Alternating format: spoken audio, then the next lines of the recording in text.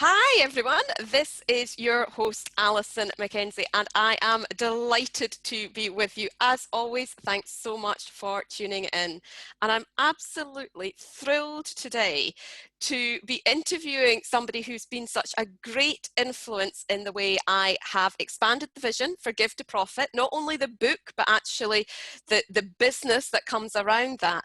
And part of that has been the way in which I have learned far more about how we can demonstrate our impact and measure our impact. So today I'm going to be interviewing Wendy Lipton-Dibner, who is the world's leading authority on business acceleration through strategy and ethical influence.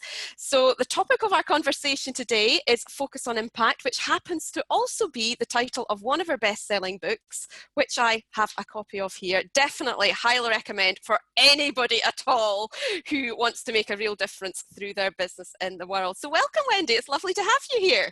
Alisoun, I am so glad we are finally doing this, and so grateful for your care and for everything you've done with Impact. Oh, and thank you for sharing the message that you do and encouraging people like me and all the listeners and viewers that we have for really actually, putting impact at the heart of our business. And we were just talking before we pressed record about how I feel like I honestly have been an invisible, lovable stalker of yours for the last couple of years. I first heard you being interviewed, and for anybody listening to this, Wendy has no idea of what I'm about to say here. No, here you go. But I first heard Wendy being interviewed on another podcast with John Lee Dumas a couple of years ago. Yes. I love John Lee. Okay. Yeah, and I think it was at the point that you were doing this book, this tour of, launching your book, because I went on and ordered the book straight away. I had to wait for it. But I was just so impressed by not only obviously your wealth of business knowledge, but what was oozing from your heart was love and kindness about how we can really focus in on impact and demonstrating we care and being of service to others, both personally and in business. So I wonder, Wendy, if we could start this off with you, just for people who haven't been, stalking you, for people who don't know you yet, would you mind just sharing a little bit about your journey and the life events that have brought you to be the person that you are today? Absolutely. And well, you've read all of this already, so it's not that you don't know the story. But of course, I will highlight this for everyone who has not yet read the book or heard the story. It's a really unusual journey, but the more I meet people else and the more I learn that all of us who end up in the impact community end up coming from a very diverse background. So if you've taken a straight journey all the way, you're probably not going to connect to this at all. But I started out as a child wanting to be Barbara Streisand. I never in 1,000 years expected that I would be doing what I'm doing now. I heard Barbara Streisand sing in the movie Funny Girl, and she brought me to tears. And I was 11, and I couldn't help but wonder, how is it possible that a stranger that I've never met could affect me so deeply? And I thought, oh my gosh, I want to do that. I want to affect people with my voice. So I spent the majority of my childhood and into college looking for ways to do that, singing and getting on stages and acting and doing all this kind of stuff. And in college, I was majoring in music and theater, and my grandmother warned me that I should get a real job. I remember her saying there is no future in theater. In the United States, when President Ronald Reagan was elected, Reagan was an actor before he became president, and I called her and I said, tell me again about how there's no future in theater. It was awesome. So she made a bet with me, actually. It was a gamble among family members, and she said, I'll tell you what, I want you to go to graduate school. If you go to graduate school, I will pay for you to go to graduate school. So I want you to apply to graduate school. And I said, wait, what's my side of the bet? She said, what do you want? I said, I want to go to Broadway. So the deal was, if I got into graduate school, I would have to go and she would pay for it. But if I didn't get in, then she would pay for me to go to Broadway and learn how to be, a Broadway singer. Well, long story short, I went and looked for the top prestige Ivy League schools in the US and applied to them, thinking they would never accept me because I was at a state school, which is nowhere near as prestigious, right?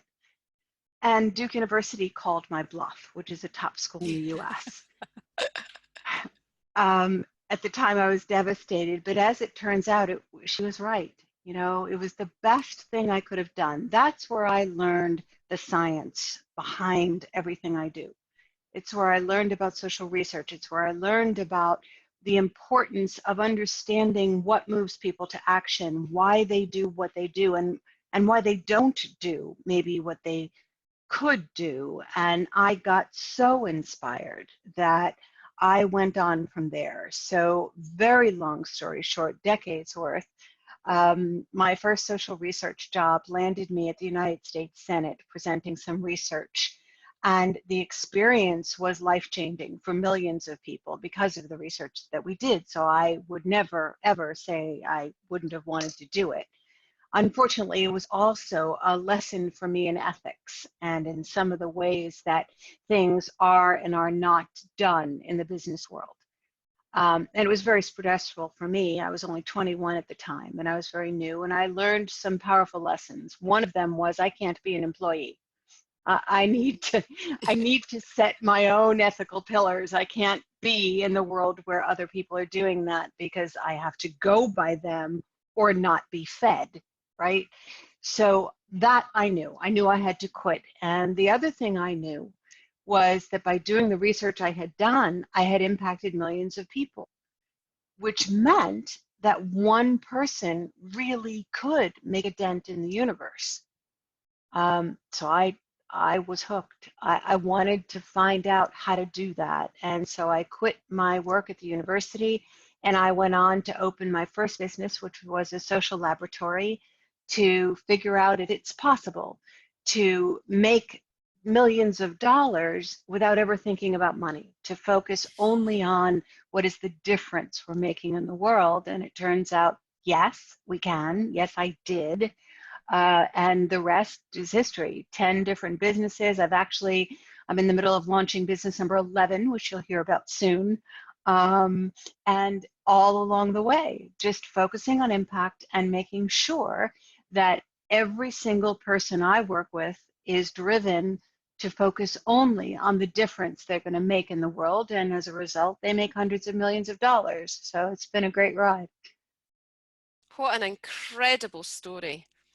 Especially, I mean, just the start, the inspiration from Barbara Streisand all the way through to who you've become now, just incredible. And, for me, there's so many different aspects, I suppose, of who you have become with what you've shared there, and one of the things that I think really appeals, what was for me is the credibility of the science piece and the way that you create formulas and the way that you understand human behavior and what does drive us into action, because so many people in business are focusing on the task at hand and what they're doing and how do we get the money, and it's a push rather than focus on on having the impact. One of my favorite quotes is from Richard Branson when he talks about do good, have fun, and the money will come. And it's so true. So I mean, it's probably worth at this point, right at the start, just hearing what your definition of impact is, because I think you've got I love the way that you define it, and I think it's really important that our listeners and viewers hear it.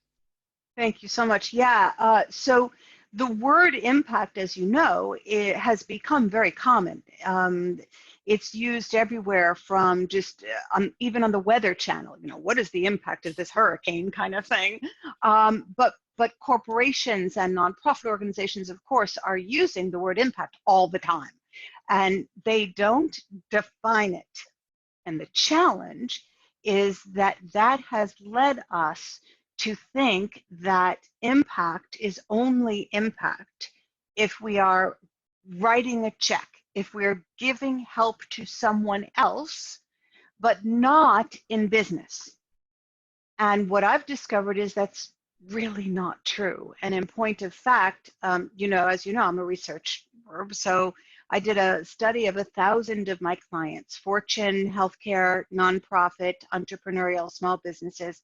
And it turned out that, of course, they were all focused on money, right? And the question became, how can we turn that around? So in order to do that for them, I had to define it very succinctly. So to your question, impact is the measurable difference that we create in people's lives as the direct result of contact. So contact with you, obviously, with your team, with your marketing, with your message, with your products, with your services. If you can measure the difference between where someone was before they met you and where they are while you're helping them and where they go as a result of your service, that for me is impact. Totally. And measurable being the key word, without Exactly. a doubt. And it's you know, and when I sometimes I talk about, you know, the fact that there's a massive difference between contribution and impact.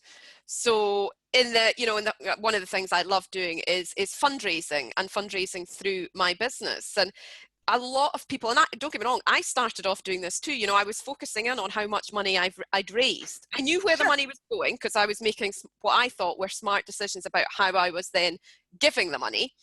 Yeah. But the focus was on, this is how much money I've raised. And it's not so easy to work out, how do I measure the impact and how can I then demonstrate it? But it's important to be mindful of that at the Yeah. outset so we can then steer everything in that direction. Exactly. Exactly. You know, I mean, I love the focus that you have on helping people, and the secret is to measure, to be able to be in an imaginary hot air balloon and travel over them and look at their lives now, and then be able to say, okay, what are the measurable behaviors and outcomes that they're getting that we could then look at later on and say, okay, what have we done here that we can call our legitimate impact on this person or group or society? You bet. Totally. So, I mean, how can people measure their impact through their business? Well, the first piece is to measure where people are before we begin. Is to say, okay, what are we looking to change in their lives? As you know, in the book, we talk about there are 10 steps, right, to building an impact. The first step is to define it, to say, all right, here is the impact that I want to make. It's going to look like this. So for example, let's talk about you. Let's talk about your business. What is the actual measurable change that you want to create for people just because they've read your book? What would they be able to do that they can't do now? They would be able to grow their business by supporting charities and social causes. So, in other words, for them to choose the impact that they want. So I want to empower other business owners to know how to put social impact and particularly supporting charities and social causes at the heart of their business. For Okay, so some stop people, right there. yep. Stop right there. Because you had it exactly right as soon as you spoke, Mm-hmm. and then you did what difference makers do. You said, I want to empower them. Yes, That's not measurable. but that's not What measurable. No, no. Right. That's how you want to create the Mm-hmm. impact, but it's not the impact. So the impact is the first thing you said, Yes, yep. right? To grow their business as a result of supporting other charities. Did I hear that correctly? Yes, but there's another set of impacts because I Good. want them to be, because one of the things I teach them is how to measure their charitable giving and the charitable impact they're having. So there's the growth of their business, but I also want them to be measuring the charitable impact in whatever way that they choose, Okay. depending on what they're looking So to achieve. so your impact in terms of what you will be able to measure that says to you, your work is done here, Mm-hmm. What will you see that's different? What is the metric? Oh, now you're putting me on the spot, aren't you? What will I see that is different? The You don't piece. have to answer it if you don't want to, but No, that's it's how fine. you do it. Yeah, right, okay. So I guess there are 2 or 3 different ways in which I would be looking to be able to demonstrate the impact I'm having. Yeah.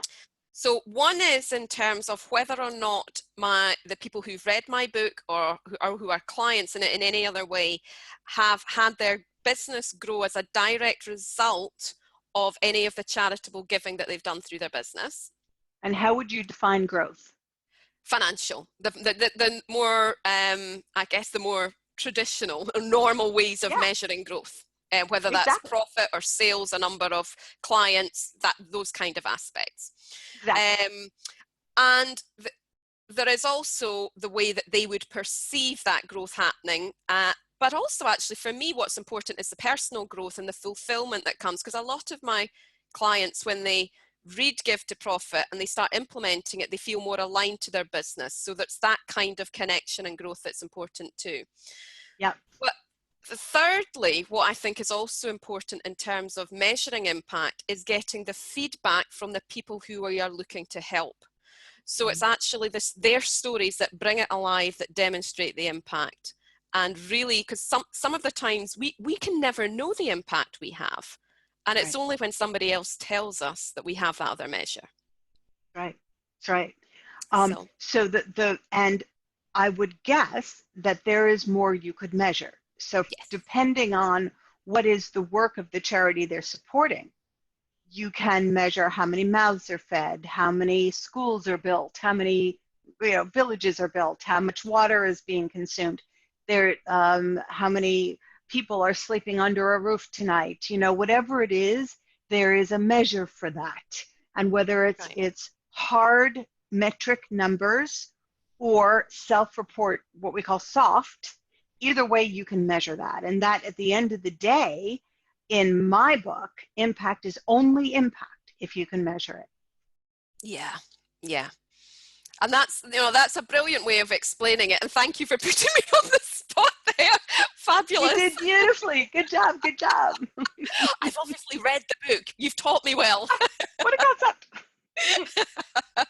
Oh dear. So I mean, for you personally, why is, I mean, I've heard you speak about, the different charitable things that you've done or the way you've connected with causes through your business. Why is that important to you? Because some people need a different kind of help than I do on a daily basis. And so the question becomes, am I not supposed to help them just because that's not what my business was designed to do, in our daily work? For me, it's, first of all, I just love being a part of that energy. Walking into, a charitable organization and looking at the work of their foundation, looking at the hard, incredible, heartfelt, but also real hard labor that's being done by people who aren't necessarily being paid for what they do. And if they are being paid, they're never being paid enough from my perspective. So the question becomes, I go where my heart is. I think we all do that, right? I go where something connects to me. Like, I've not had children in my life. And so I'm very moved by foundations that help children. And in that way, I get to selfishly, right, nurture these children through the good work of those foundations. And I've done a lot of work in the US as well as overseas with that. I have a pillow on my couch that has the faces of the children who are now in a school that my company built. It's every night I sit with these children. It's so important to me that I do that. On the other hand, there are charities that I work with every single day to help them create the opposite of what you're doing. So you'll take a for-profit business and help them grow through nonprofit work. I take nonprofit businesses and help them grow by creating for-profit that then feed into the nonprofit. So either way, it's a circle of life. And the for-profit and nonprofit nomenclature is only a question of taxation. It really, in my world, it's all the same thing. We should all be doing the work of both. It's so lovely to hear you say that, actually, because, that's the experience I find here in the UK. It's so siloed, and there's no Yes. need for it. We can Well, all it learn is for so much. taxes, Well, right? yes, tax. Yeah. Yeah, yes. But that's the only reason. It's yes, yeah. But even the way that we connect and the way that people think, well, I need to be that way or that way. No, we can be both. And as you said, we can feed from one to the other. And just hearing you speak, you could really tell that when you have that heart connection, there's a different energy that connects us to all the work that we do, isn't there? There really is. There And, really and so is. for you, I mean, do you have any kind of social impact mission, or that you're working towards, or a legacy that you want to leave? Of course. Of course, the older I get, the more aware I become that there is something I'm wanting to do that's different than what do I want to do. It's a very different feeling. And many, many, many years ago, when I first launched this particular business, I'm writing a mission statement, as I always do, and what's very interesting is I'm also launching my 11th business now, and the mission statement isn't any different, even though the work is very different. It's the mission is the mission is the mission, right? So I believe that we're all born to make a unique impact in the world. You know that. And I believe that our greatest journey in life is figuring out what we were put on this planet to do and then doing it. So for me, the legacy is about making sure that everybody knows what is the unique impact that they were born to do and how to do it, and that they get it out there. So the more I discover formulas that make it easier to make that happen, the more I'm driven to get them out into the world. So there's no end to this as far as I'm concerned. The legacy is not mine. It's what other people do that then becomes my legacy. So here's me throwing the question back on you then. So how do you know the impact that you're actually making? Thank you notes. It's thank you notes. As you know, I have an entire wall in my office where I hang all of my thank you notes. And every single morning, I come into the office, and it doesn't matter how much sleep I've had or not had or what's happening. When I see that wall, it's like, okay, cool, time to get to work. It's all about the thank you notes. Ever since we moved to email, I have folders on my computer, right? I mean, I'm grateful for all the people who feed back what they're doing. It's awesome. Nothing is the same as holding a note in your hand. And so for me, when people go out of their way to do that, it tells me something very dramatic is happening for them, and that's very special for me. Yeah, I can get you. And I think any of our listeners and viewers who work with clients where they have that feedback will appreciate that. Will definitely Exactly. appreciate that. Exactly. And so for you personally, have there been any benefits of being kind, the side effects of being kind? Oh my gosh.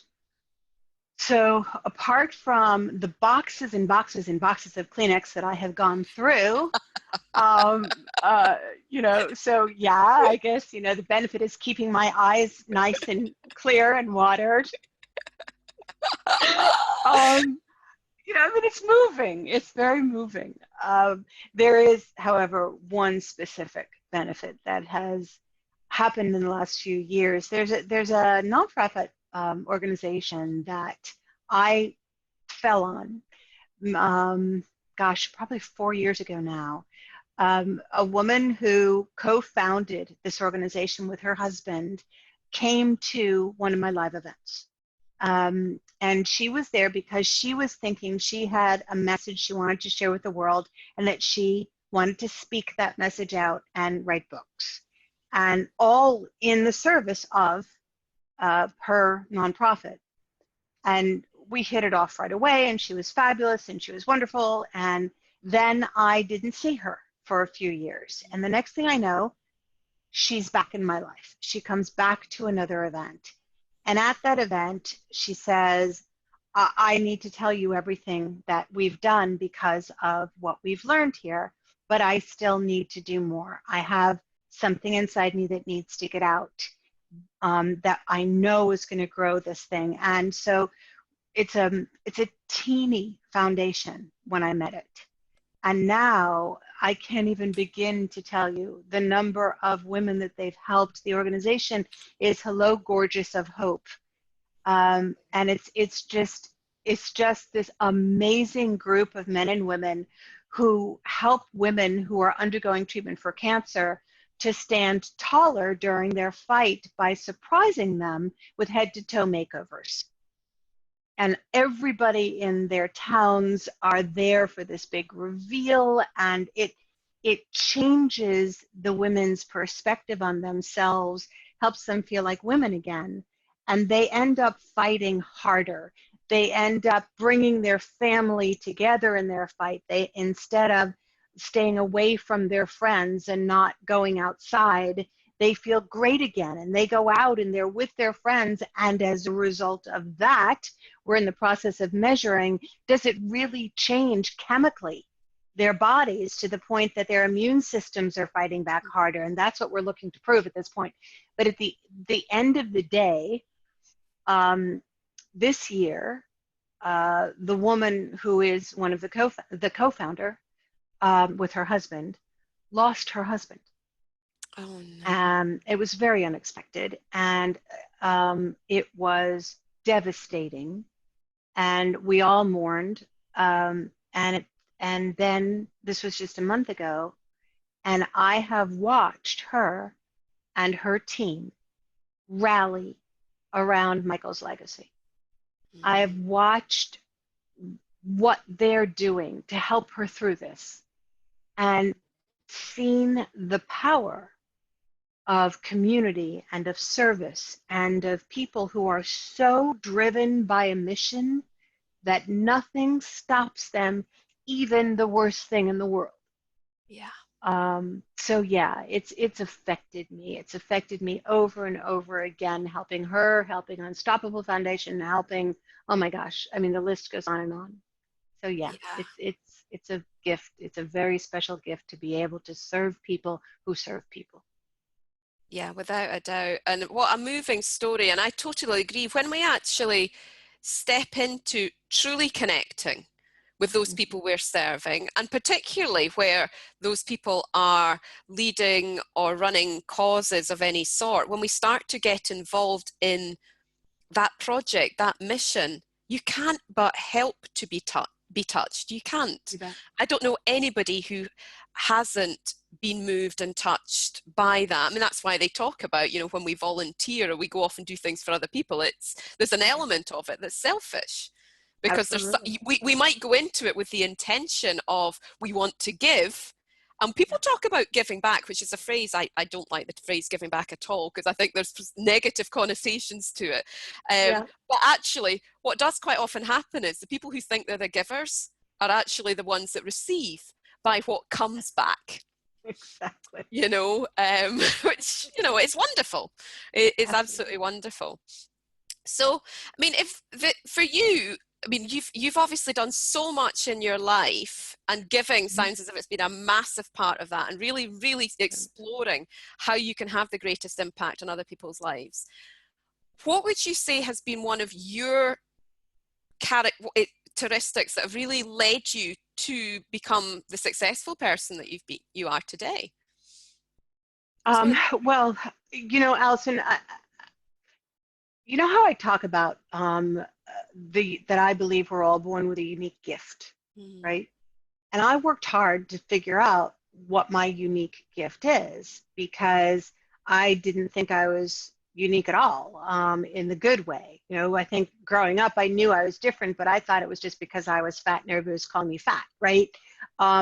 I didn't think about what is special about me. What can I bring to the world? And I think we don't do that. I think we're too busy either trying to fit in or or to be different. We're just too busy trying to make it happen rather than just saying, okay, what have I got? You know, through my DNA, through my experiences, through my education, if I look back at a life that I've lived, what's the recurring theme? What do I see myself doing over and over and over again that I can now look at and say, okay, well, I've been doing that in a bajillion different settings and in different ways, but it's always the same thing. And I think when we can figure that out, that's when we find our unique gift. And it turns out that I needed someone else to help me figure that out, right? Because we can't see the label from the jar, right? So for me, it was my wonderful husband who helped me see that I was in a long legacy of on my mother's side of mathematicians, puzzle solvers, people who look at formulas as ways to solve major problems. And so I think in formulas. I'm a systems thinker. I look at what are all of the possible pieces that will come to play in making something happen, and how can we make sure that we have all the pieces in play. And so as a result, that's how I come up with, you know, 100-page business plan for the next business, because there is so much involved. It's how I get to work with clients one-to-one, and I say to them, all right, tell me about you, tell me about your life, tell me about what's going on, and we find the pattern together, and then we build the business around that pattern. And that's how you know that what you're doing is what you were put here to do. Beautiful. And you know, you are one of the few people I've met who has exactly what you've described, that curious mind, you know, the curious mind that can work that out, but actually that also it's your ability to communicate that so clearly for people like me and our, you know, listeners and viewers to follow. You know, succinctly, you know, and you know, it's that succinct message, but it's the clarity. It's the clarity of how you communicate that. And I really do. I've got a friend who's got similar but different skills. He's a scientist, but now also an author and a trainer. And you know, it's that again. It's a very rare skill, being able to take the scientific, analytical, mathematical mind and be able to digest it internally and then communicate it in a way that the rest of us can understand. So yeah, so to take really complex thinking and turn it into everyday speak is hard. It's really hard. But you know, one of the things that I know about everyone that I thought was unique to me, and I thought I was crazy, is that we have these voices, right, that run in our heads all the time, having these conversations about what we should write and not write, and say and not say, and do and not do. And when I was little, I thought that meant I was crazy, until I found out everybody was doing that. So unraveling that conversation and understanding what it's all trying to tell you and what your instincts tell you and how to interpret them is, people think it's a gift. I think it's a skill that we develop as soon as we become comfortable with understanding who we are and what's really going on in our heads. Mm-hmm. That's true. Yes. Yeah, I mean, after all, one of my businesses was psychotherapy, so that helped. Because in order to be a psychotherapist, I had to have $30,000 worth of psychotherapy. So that helped, right? To be able to go through and understand all the crazy things that my family did that they didn't even know they were doing, right? I mean, we all do that. We all have that. Nobody gets their childhood unscathed. And no, it's a miracle we get through it at all, quite honestly. I'm in wonder every day. Exactly. Pure gratitude and joy and bewilderment that we've made it this far. It's wonderful. So, I mean, we've talked around different things that you've mentioned in your book, but I wonder if you want to, could you just share what the core message of the book is really about then? Sure. There's the message that of the business piece, right? Which is that when you focus on impact, the money will come. And then there's the universal message that I hope so many people will really finally get, especially right now in our world, which is the impact that we make together will be far greater than any will ever make alone. Yeah, totally. And I totally Mhm. agree with that. And I would add to anybody who hasn't seen the book or to check it out. It really, for me, is one of the absolute must reads for everybody who is looking to create a business that where they want to make a real difference in the world. It's my I number one appreciate that. book up there. I So appreciate that. thank you Thank for you. that. Is there anything else you would like to share with our viewers, sort of last few tips that you would give them around focusing on impact or measuring impact or having more impact, any part of that?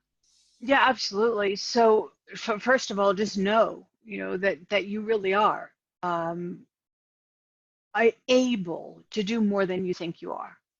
And you're able to do it by living a life that doesn't have to kill you. One of the things that I see far too often are people who are so driven to make their difference that they give up their life to make it happen. And it just doesn't have to happen that way. The one of the most important things we talk about in the impact language world is to make sure that you design your lifestyle before you start your business, and then build the business around that lifestyle so that you can breathe. Because if we burn out, who's going to make the impact, right? So we have to love what we do. We have to love how we do it. We have to love where we do it. We have to be gifted by the people around us who love us through it no matter what. That's who the real lifelong difference makers are. The people who have figured out that, we have to take care of ourselves or we won't be able to take care of other people. Life is just far too short to settle for less than we truly want, right? In our business or our lives. And so I tell people, please, yes, focus on impact, move people to action. But at the end of the day, you've got to make an impact for yourself as well. It's huge. Totally, totally. I talk about a giving spectrum and that balance of giving to others and giving to ourselves. So we do remain sustainable, Yeah. not just our business, but us, What a concept. it's that self-care. Be kind to Yeah. ourselves. Well, it's Yeah. really, really important. And you tend to get people that are either so kind to other people and then they're just not towards themselves, or they're all Right. about themselves and not towards other people. So it's that balance, isn't it? Um, Absolutely. and while you were speaking there, one other question popped into my mind. For people you know, who have maybe has spent more of their time focusing on how do I make the money, Mm-hmm. and we're suggesting, right, we move from there to focus on impact and the Yeah. money will come. What Yeah. tip can you give them about how they can let go of that drive or the fear that's having them focus on the money to switch over to the impact? Exactly. So I love that question, I have to tell you. Thank you so much for asking it. The short answer is trust the data. So let's talk about that research study really quickly. So I mentioned it earlier that I looked at 1,000 different businesses that were my clients, full disclosure. So before I go into an organization, I research where are they now. That's the research geek in me. I have to know where we're starting, what's the baseline before I can tell if I made my impact, right? So these 1,000 companies began one place, and where they all began was focusing on money, focused on ROI, focused on how do we cut back in order to make more money. It was always money driven. Even raises were driven on how much money did you save us this year. It's all about the money. And one of the things that I discovered among companies that focus on money is that they actually end up spending more money making up for the problems they cause in their organizations because they focus on money. So everything from cutting back on materials to try and save on the back end so that you'll make more profits on the front end. And of course, then you lower your quality. And in today's social world, you can't get away with that anymore. It used to be, but can't anymore. So first of all, you save money when you stop thinking about money and you start focusing on how can we make a measurable difference on every life we touch internally and externally. So if you need to cut back, what you end up doing is making that announcement in a way that says, here's what we've had to do, here's how we're making it up to you. And these kinds of focuses end up that in all of the research in every company I've ever worked with on this, revenues not only increased, but they increased exponentially in record time. Average was by more than 200% in less than 30 days. And then it just kept going. So if you really want to make a lot of money, the secret is stop focusing on the money. It's not that you stop thinking about money. Don't hear that. It's that your primary focus, your priority, if it's money, you are going to miss so many opportunities to be able to make more money. If your focus is on the money, you're going to make decisions that will ultimately bring you down. If your focus is on the impact and you're asking, how can we make a measurable difference in people's lives through our marketing, through our messaging, through our products, through our services, through our customer service department, sure, but also through our manufacturing department? How can we make sure every single person we touch through our company is receiving something life-changing as a result of contact with us? And when you do that, the money just grows and grows and grows. Yeah. I mean, I can't imagine if you had a company and a business where everybody involved in it and all the people that were employed and all those you were serving, all they were experiencing was positive impact. How could that not flourish? Can you imagine how even the happiness impact that would have on not just that company, you know, yes, the profits, but the impact on the community and the families and the health of everybody that you're involved, you know, incredible impact. Incredible. That's right. And at the end of the day, if health goes up, in the US especially, you know, where companies have to cover health care for their employees, what we see is their healthcare costs go down because the stress is released, they're happy where they work, they're proud of what they do. Lo and behold, money goes down, they save money, they make more money. There is one warning I want to give. It doesn't just happen because you're lying in your bed and you say, I'm focusing on it. There's strategy here. Yes. It's a strategic way of focusing on impact. You've got to get those strategies in order to be able to make this work. I don't want to make this sound like it's, you know, this get rich quick thing where all you have to do is go, oh, I'm focusing. You know, no, it's not a mindset only. It's strategy as well. Exactly. And it's funny, actually, I was going to add something to that as well, because I know that I have, you know, I've been in audiences that I've been part of and been involved in serving. There's a lot of people who are focusing on making a difference and give. Yes, and it's absolutely. Like, that's, you know, that's kind, but that's a hobby. And now we need to actually develop the strategy, the business skills, and be focused. But the intention is love, kindness, and compassion and impact. And when we focus on that and we develop the skills to be the masterful leaders that we were born to be, that's when we can really have the impact that, absolutely, you know, that will make a difference. So, Wendy, I cannot thank you enough for sharing everything you have shared today. It's been incredible.